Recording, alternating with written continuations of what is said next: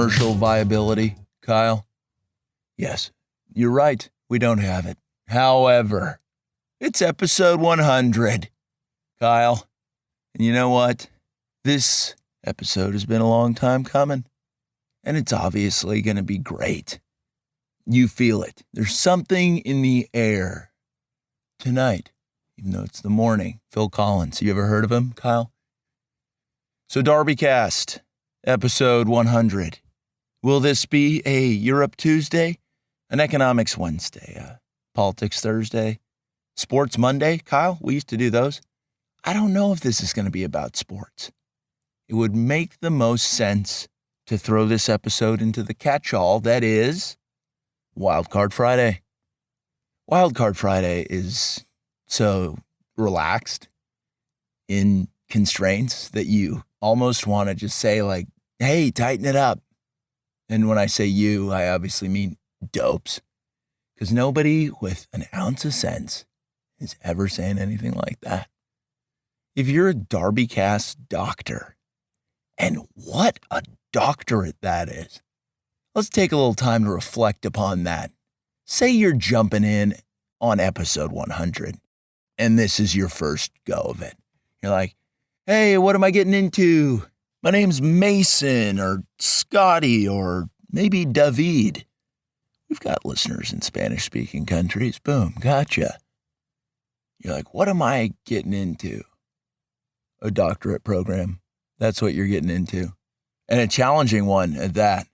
You're going to have to challenge yourself to enjoy yourself, appreciate hearing the truth, some anecdotes that never go anywhere, and some antidotes to the ubiquitous smoke screens, funhouse mirrors, and nonsense of Western culture. There's so much continuing to go on, and I feel like I'm talking about symptoms at this point, right? The underlying issues on the DarbyCast. I feel as though I've hit most of those civilizational level issues. And I never really wanted the DarbyCast to turn into a news program for Mason, Scotty, or David. There are some conceptual whodunits that I have maybe not touched upon. And so we've got to find those things.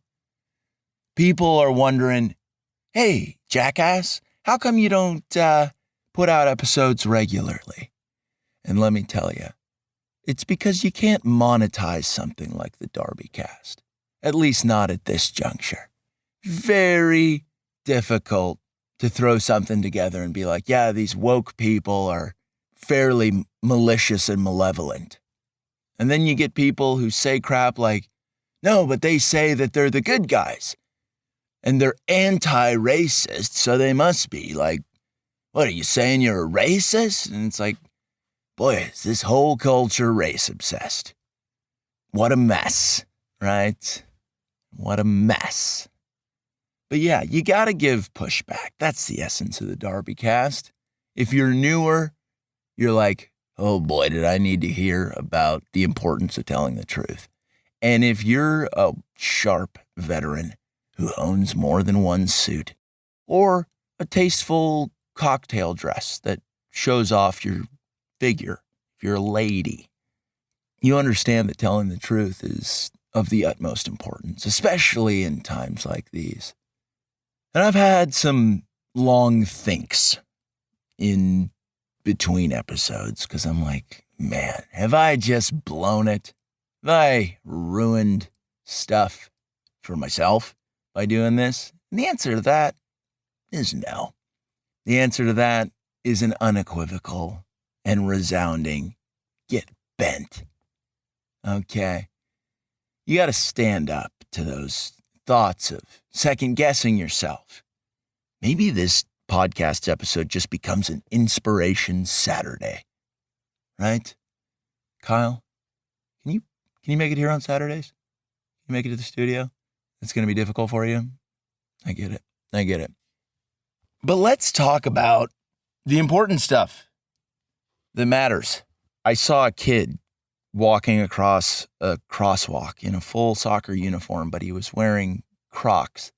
And I just wanted to hop out of my car, do a barrel roll, absorb the impact of jumping out of a speeding vehicle and just put one hand on his shoulder and be like, I'm so sorry for what you're going through. Your look says it all. Like, where are the cleats? Where are the cleats, pal?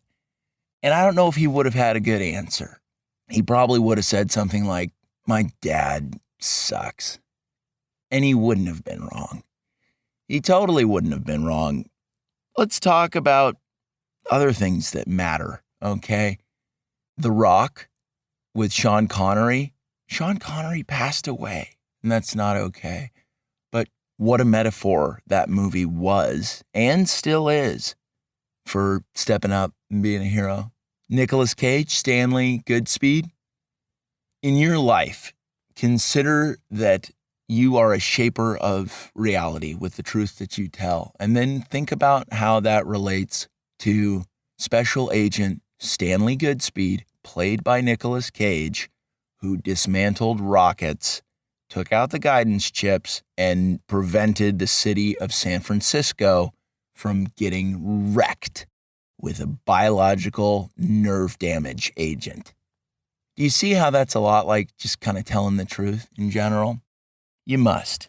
If you're listening to the DarbyCast, it's either because a highly targeted ad found you or because there's somebody in your life who radiates positivity and is benevolent and was like, hey, Joseph, I noticed that you're a total bummer lately. Can I lift your spirits in a huge way? Would that be the worst thing that could happen to you as you seem like you're in a perpetual state of rock bottom? Would that be a terrible thing if I elevated you to a place of enjoyment? Would that really just wreck everything for you? Are you enjoying being in this murky bog of depression? Joseph, you son of a bitch. Game time, baby. Time to send you a link. And boom. That's how the DarbyCast gets spread. So the kid in Crocs, what the hell? The Rock with Connery and Nicolas Cage, good metaphor. Lots of applications. Tons of applications. Almost too many, some might say. This episode is going to be more of an exquisite pinball experience than Terminator 2. And if you don't know, the Terminator 2 pinball machine is the best ever. I would pay so much to get my hands on a Terminator 2 pinball machine. And so would Kyle, okay? And let's just, you know what? Time out. As this is episode 100, this is our centennial. Kyle and DarbyCast doctors, let me issue a couple of key thank yous. One, to you, Kyle. What the heck, man? You've hung in this since the beginning. Very impressive stuff. We will continue to press forward, Kyle, because we have to.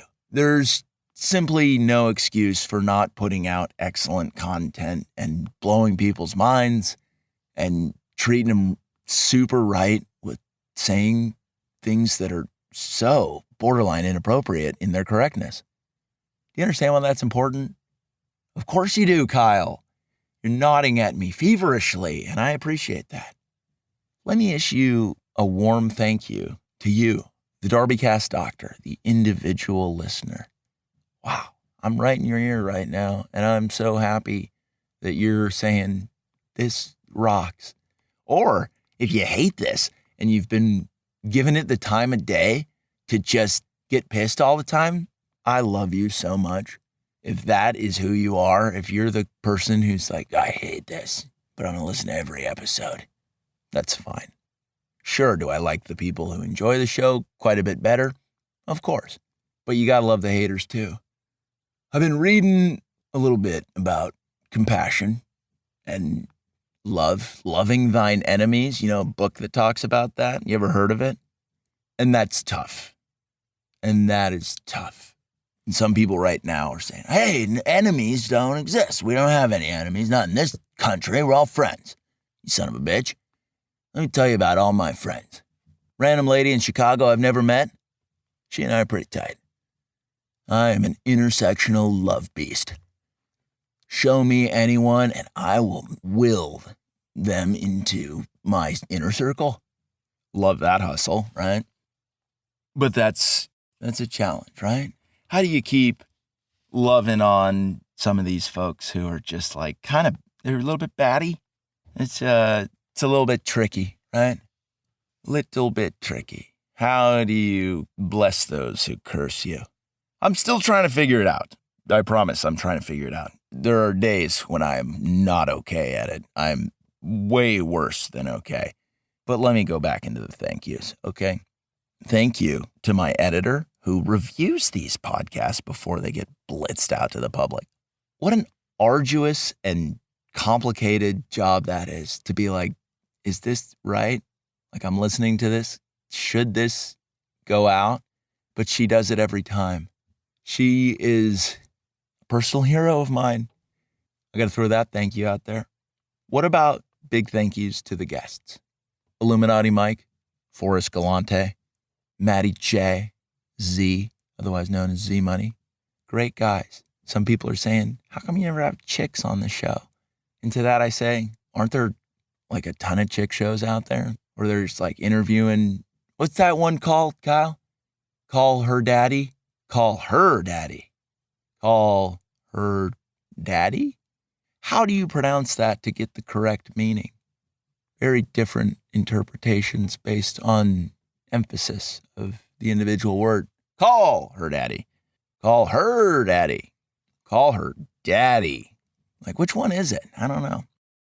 But if you want to hear interviews about so I was on birth control, so I was getting triple teamed by a bunch of bikers in a dive bar. I think that's the level of content.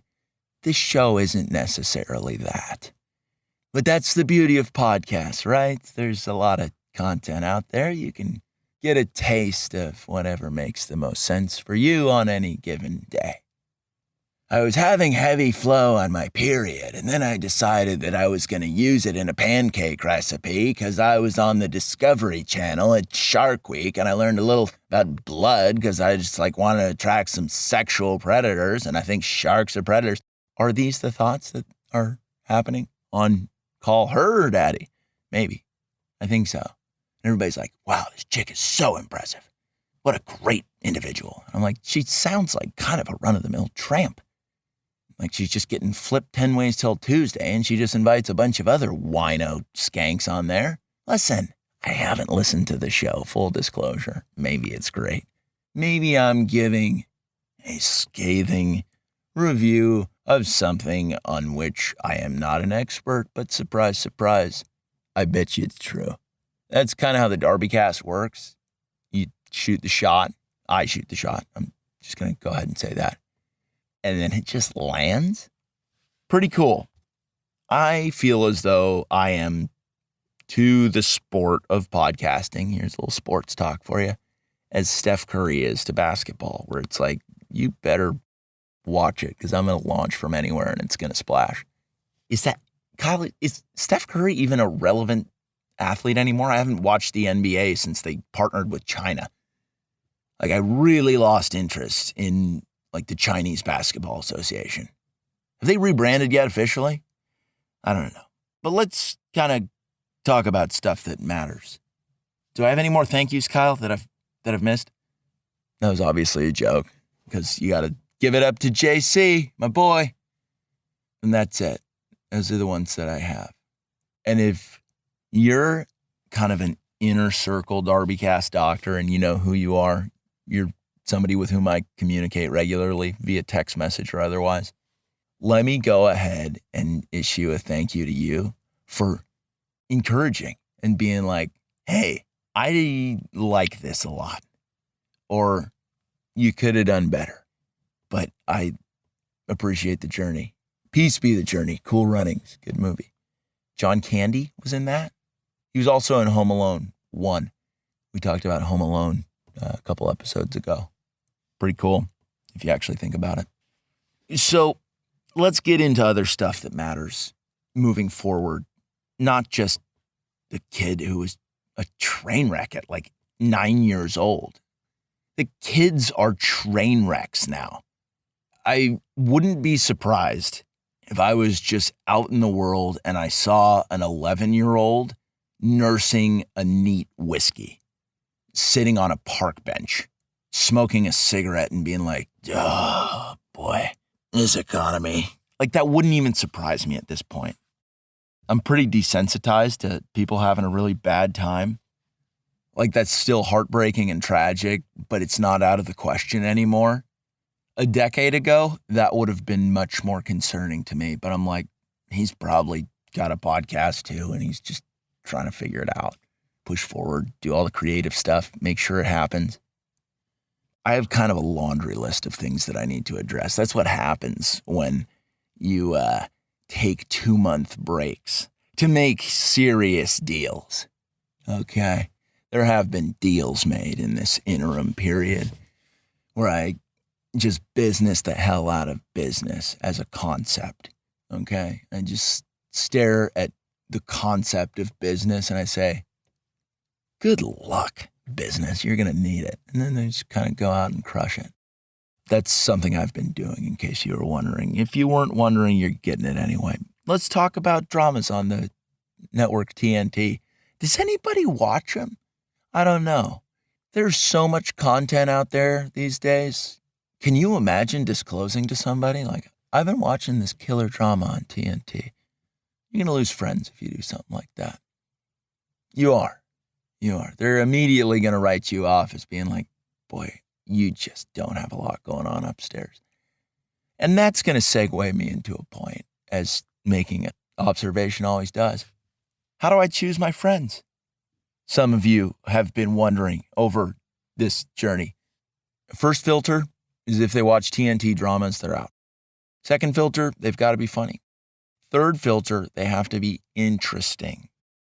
Fourth filter, they have to be loyal. Fifth filter, they have to be able to name 2 songs by the band Creed. That's it. That's kind of, that's my checklist. Do you have a checklist for people in your inner circle? Maybe you should, maybe you shouldn't. Maybe that closes me off to people. Obviously, the grand filter is like, are you a big fan of Everybody's Lord and Savior, JC? And if they aren't, I'm like, I'm going to have to keep an eye on you. I give people a shot because I'm like, maybe you just don't know. And then I hand them a pamphlet on the book of John and just be like, you might want to get up to speed. If you want to just kind of shortcut it to figure out what's really going on with JC, this is a good way to do it. Or you send them a zip file of an audiobook of the book of John, narrated by James Earl Jones, because that exists. And it is very riveting. King James Version. Anything other than King James, you could argue, is blasphemous. But let's continue. NCIS and Law and Order Special Victims Units. I'm obviously reading off of a list, which I rarely do, but I'm like, episode 100, got to do a little bit of prep work, baby. I'm a little bit rusty. The cobwebs have accumulated in a fairly substantial way. Got to dust it all off and then high five Kyle a couple times. I did that before the show. Like, Kyle, all right, let's go, baby. All right, here's another one. Yeah. And that set me off on the right track. What were my thoughts when I wrote down NCIS and Law and Order SVU? Perverse, creepy. Why are people watching those shows? Not okay. That's it. Moving on. Mentors. Do you have a mentor? Do you have multiple mentors? I actually have 9 because 9's my lucky number. Some of you may have been wondering, why did you stop on 99 for so long? So you could appreciate the number 9 twice. Okay? Pretty important stuff. Here's another big one. Casey Archuleta. And that just raised a couple eyebrows. Say, who's that? Is that a famous person? Arguably. It's a guy I knew. Died in a horrific car crash well over a decade ago. But he taught me to do abs at the gym before I lifted other muscle groups, no matter what muscle group day it was. And boy, has that just paid off. Shreddedcore.com. Kyle, is that available? buy it and just let's build a website with 2 words on it and just have it say Casey Archuleta, right? Pay a little homage. Homage. You get what I'm saying, though. The DarbyCast puts a premium on physical fitness. If you go back and you listen to absolutely every episode ever, anywhere between 3 and 7 times, you're really going to start to appreciate physical fitness in a big way, self-improvement, maybe even eating right, taking a zinc supplement, maybe cannonballing said zinc supplement with a little bit extra magnesium. That's a fast track to a shredded core. Maybe take a vitamin D supplement. Are you getting outside enough?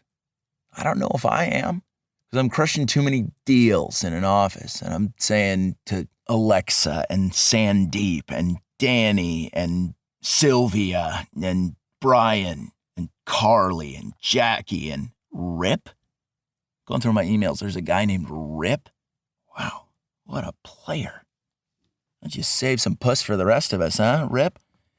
But I'm flexing on them in business in a way that they thought not possible. I just want to let you know that that is something that will be available to you as a DarbyCast doctor as you earn your doctorate, which goes hand in hand with that Casey Archuleta version shredded core. I cannot impress the importance of that nearly enough. You're really exposed if you've got a sloppy core.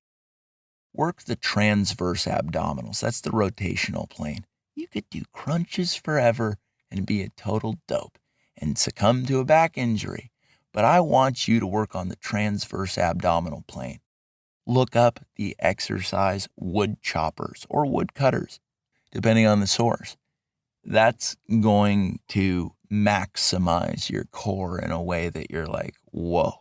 I want people to try to punch me in the stomach just so they get a messed up hand. That was actually Casey Archuleta's dying wish to me. He said, go mess up some people's knuckles with your abs. And boy, have I taken that seriously. How about this? Bull in a china shop as a phrase. How do you reason with a bull in a china shop?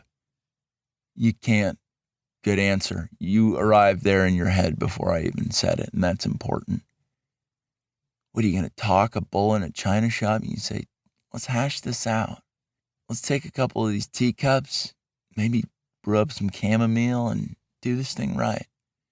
It doesn't work like that. And let me compare that to the out-of-control freight train that is the magical Satanist lefty nonsense going on in this country. Oh boy, it's just took a turn. What you're going to have to do from time to time with that bull in the china shop is not reason with it, but do similar things to what a matador would do. You pull out that piece of red cloth and you say, Doro, get your ass over here, huh? And then you pull it at the last second, and then the bull runs into a wall made out of corkboard, and the horns are stuck. And then you just say, like, I'm going to let you run out of steam. And then I'm going to take you where you belong. That's out to pasture. And whatever that metaphor looks like, however you're seeing that and envisioning that in your mind, whether it's peaceful or extremely violent, I applaud you. Way to go. Use that imagination, crank it up to an 11 out of 7, and do it right, you know? What a great episode this is, episode 100, my goodness. You enjoying this, Mason, Scotty, David? Of course you are. Let's talk about North Korea. What's going on there? Arguably, maybe some cool stuff. You ever notice the American news media that's just brimming with liars and psychos? How they consistently tell you the exact opposite thing of what's really going down? I thought about this the other day. What if North Korea was a good time? It probably isn't, but I just kind of put myself in that space and be like, what if it's kick-ass? I'm not going to go there and investigate, but that doesn't mean that I can't visit it on the DarbyCast imagination train that we used in the episode All Aboard, ? Was there a question mark after All Aboard, Kyle? I don't know. It's been a while since I looked through the catalog. Let's talk a little bit about North Korea for a second. Every child is state mandated to learn how to play the accordion. I've seen maybe 3 people in the world throughout my travels playing the accordion, and they were awesome. And they looked like they were having a good time, and everybody around them was also having a good time. So that actually gives quite a bit of support to my theory that North Korea could be more okay than maybe we think it is. On the DarbyCast, if you're newer, you're going to get hit with some pretty serious stuff. Some pretty serious stuff where you're challenged to be like, wait a second, is North Korea? How are they doing over there? I haven't thought about them in a while. Maybe they're not as big as shitheads as everybody says they are. But then let me also bring your attention to a really important question about North Korea, which is, who the fuck cares? That is so important. That question, remove the swear word from it, because I'm trying to swear less. Just the big old who cares. I think that needs to be employed constantly because people care about way too much these days. Listen, I spend a little too much time on the internet and I read about all these supposed issues. And boy, does that just drain my compassion tank until it's like running on fumes, the lights on, and I'm like, I'm done. I'm tapped out. So I've taken a stance, not of complete nihilism, where it goes into, oh, I don't care about anything.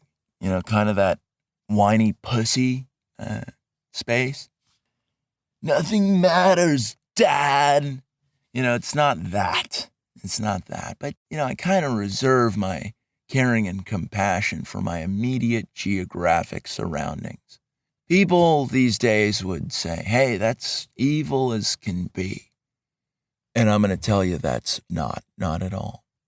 If you want to talk about our levels of caring, think about it as circles. In the middle, it's obviously you and JC. Outside, your family. Then it's your community. Then it's maybe your region and state and country and world and solar system. And I am so impressed if you can care about all of those things all at once, not skip any of the tighter circles. Be like, listen, I care about a couple things. Let me tell you about it. I care about JC, my family, my community. Let me tell you about my region. Got love for the region. State, nation, world, solar system. I don't care so much about the galaxy or the universe at large, but boy, is our solar system something that just, There's people out there who are like that, and you just got to say, wow.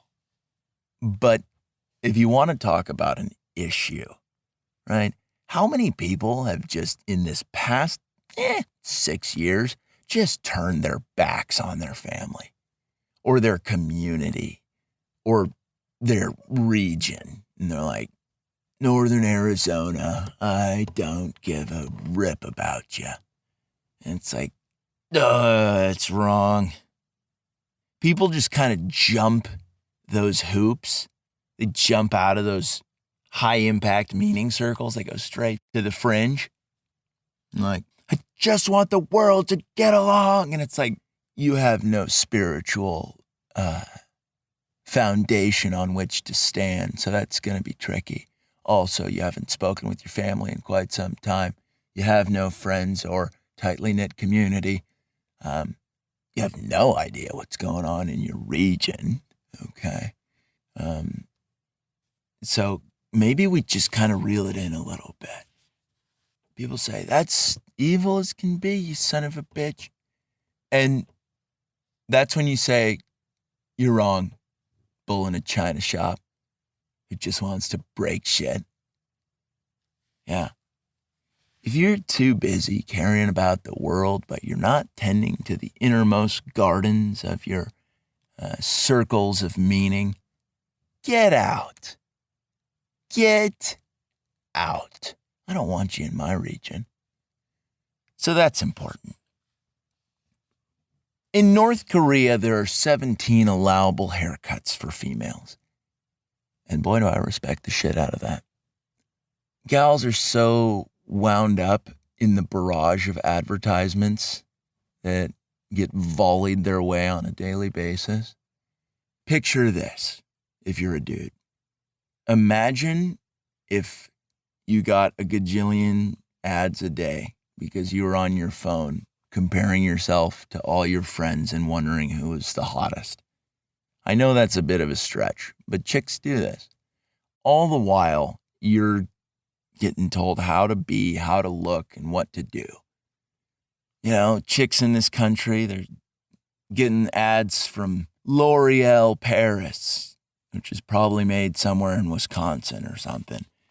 And all the while, they're getting career fair advice from Funyuns, which I believe it's owned by Frito-Lay, but like the specific division of Funyuns, and be like, do you want to be an area HR manager for Funyuns? Forget about having kids for a second. In fact, put that off until you have no more viable eggs left. Because kids, who cares? But Funyuns, now that's something. And some chicks are falling for it. So I guess to round out that thought, you got to respect the hairstyle mandate in North Korea, because it's like, what do they care about style? They've got their lanes open to them, and they're all like styles from the 1980s where it's like feathered bangs. Those are just two words that I've heard together. I don't even know what that looks like. But imagine if you kind of restricted the style and cut down on advertising and just said, fuck off, Funyuns. Stay away from the women of this country. Stay away. I would love to tell a lot of corporations that. Just be like, can you just like stay away from the chicks and quit being such creeps and like trying to convince them that wearing a power suit and freezing their eggs is like the life worth living? Can you stop that, corporate America? That'd be great. Thanks. Here's another thought. I've been going back to the gym, hitting the weights in a way that is not insignificant. I've been taking it a little bit more seriously lately, not having so many side conversations. And although that pains me some days where I just want to go up to somebody and just be like, hey, Katrina, you look like a hungover mess. I bet you just, can I get you a smoothie? No, I don't want to go out with you. Just can't stand to see somebody in such a poor state of health trying to pull it off and failing so much. The Gymshark brand is alive and well. Are you a benevolent smoothie giver in your area? That's a question to ask yourself today. That's totally a question. Prison. That's something that I wrote down. People are saying there's too many incarcerated people in the United States. And I'm going to go ahead and make the argument that there aren't enough. Have you heard of this? That this whole past year, when people were like committing arson and damaging a lot of property with bricks and like fireworks with nails hammered into them, the district attorneys would be like, you're free to go. I'm not going to prosecute. Get out there and do whatever, you little rascal. A lot of criminality. Sure, we've got a lot of people incarcerated in the U.S., but we are flooded with criminals. So what do you do with them? Deputize everybody and say, game on. That's an idea. Maybe not the right one, but it's an idea. Here's another idea. Do you remember in the Olympics, I think it could have been the Sydney Olympics. No, it was more recent than that. The Australian sprinter chick who did the cutest shimmy you've ever seen. That's what we're fighting for. Remember that. I'll figure out what her name is. Kyle, what do we even search for that? Hot Australian sprinter shimmy warm-up. That was peak Western civilization. I'm going to throw a bone to Australia on that one. I normally index quite heavily on the U.S. and Western Europe. That doesn't mean I don't care about Australia and Eastern Europe and even sometimes Canada. I know that's hard to believe, but Canada, somebody thinks about you from time to time, and that's me. Other important thoughts that you've missed as I've taken 2 months off to crush deals and do damage to the concept of business as a whole. WNBA games. Have you watched any? That's the entire thought. Maybe my closing thought for episode 100, airsoft guns and paintball guns. Who cares? Get rid of them. Step up. Get some real hardware. Do it right. Well, you can. They're probably coming for your guns, even though Joe Biden said, if you want to take us out, and by that he meant like the corrupt oligarchy that's raping this country in every way imaginable, just like quintuple penetration as a social construct. He said, like, you're going to need F-15s and nukes to take us out. But have you ever heard of Vietnam and Afghanistan? There's a bunch of farmers who were just had AKs, and they're like, no, get out of here. Lord of the Flies, good book. 1984, also a good book. Brave New World, also a good book. The movie Idiocracy, great movie. Go ahead and check out all 4 of those things, find their intersection point, and boom, you've got the United States right now. No, I can't, Kyle, I can't wrap up episode 100 without sharing what happened the other day. I saw 2 senior citizens making out behind a bush. They caught me briefly being like, what? And then they got up out of this pile of dirt and leaves and jogged away. And talk about a forbidden romance. And maybe that's kind of the relationship you have with this podcast. It's like, oh, we shouldn't be doing this. We shouldn't be listening to this. We shouldn't be enjoying this. That's if you're saying that to somebody else, if you listen to the DarbyCast as a unit with someone else, which I really respect. This love story that is the DarbyCast is great. You know it, I know it. And now Mason, Scotty, and David know it, and that's important. Jumanji, Christmas movies, Curious George, prototypes, mullets, Babar, the French elephant. These are all ideas that I've been thinking about, and I will leave you on that. DarbyCast episode 100, thank you to you, the listener, the DarbyCast doctor. I appreciate you a lot. I mean that earnestly. I know there's a lot of nonsense on this podcast, but I truly appreciate you listening and being on this journey with myself and Kyle. DarbyCast. What is this? Wildcard Friday? Do I say Wildcard Friday right now?